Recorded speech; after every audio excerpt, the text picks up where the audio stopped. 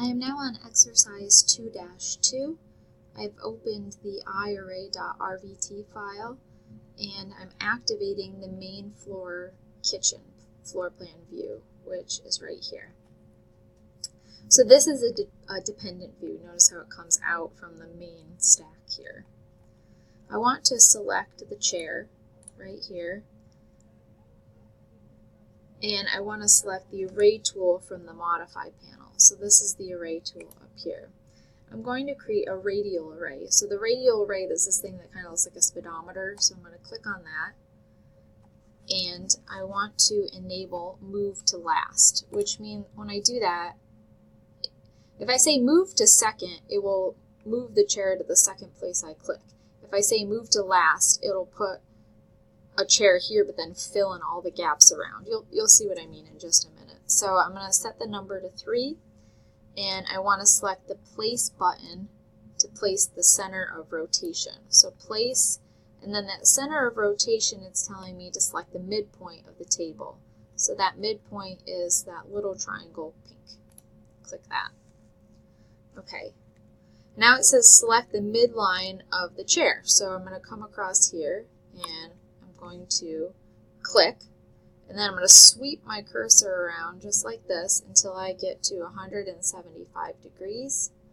If you can't get it to 175 degrees, you can type 175. I'm just moving my mouse, and then I'm going to click again. And then I'm going to see that 3 chairs popped up, and that looks great to me. So I'm going to say cancel and cancel to get out of that command. Okay.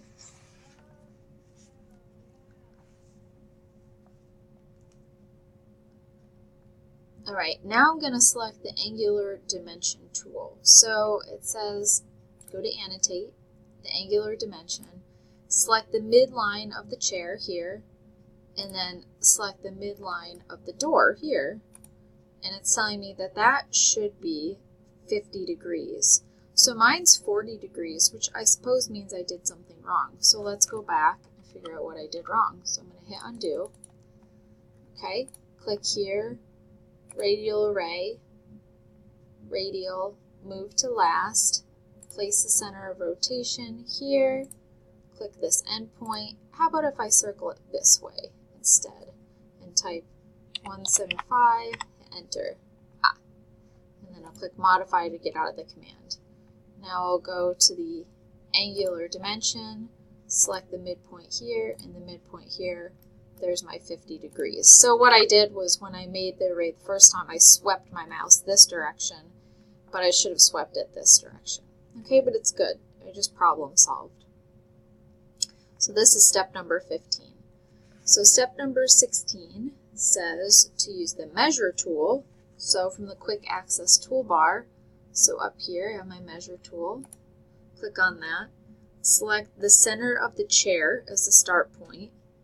Okay, so the center of this chair here, and then select the midpoint of the interior side of the door, so right there, and it says it should be 2 foot 2 and 99 256 inches. Okay, weird dimension, but mine is, it says what the book is, so I did that right. Okay, now we're going to go to step number 20, which says to open the ground floor record storage floor plan view. So right here, ground floor record storage plan. And we're going to select the file cabinet located in the upper right corner of the room. So this is it right here. We want to select the array tool up here. And we're going to do a linear option, which linear is like a straight line. So I'm going to click that button. And I want to enable group and associate, which it is. Change the number to 4 and enable move to second. So you're going to see what happens now. And then I want to enable constraint. So constraint is going to make it stay all on a straight line. That's why we're using that. I'm going to select the top left endpoint as the base.